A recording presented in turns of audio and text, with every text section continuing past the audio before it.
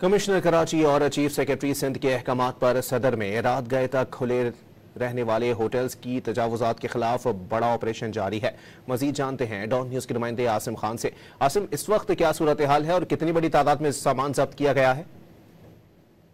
ये इस वक्त सदर दाऊद पोता रोड और दीगर इलाकों में नाइट ऑपरेशन जारी है। टीएमसी सदर टाउन का अमला जो है इस वक्त इंचार्ज शाहनवाज खान की क़यादत में ये कार्रवाई की जा रही है, जबकि चीफ सेक्रेटरी और कमिश्नर कराची के अहकामात पर कार्रवाई की जा रही है। रात के खुले होटलों के खिलाफ जो है ये कार्रवाई है, जिसमें न सिर्फ तजावुजात को जब्त किया जा रहा है बल्कि कई दुकानें भी सील की गई हैं ट्रैफिक में खलल पैदा करने पर, जिसमें पुलिस और यहाँ पर ट्रैफिक पुलिस की बड़ी तादाद शामिल है, जबकि असिस्टेंट कमिश्नर और टाउन के जो डायरेक्टर हैं वो भी इसमें शामिल हैं और बड़ी तादाद में लोगों का सामान जब्त करके कई दुकानें भी सील की गई। बहुत शुक्रिया आसिम।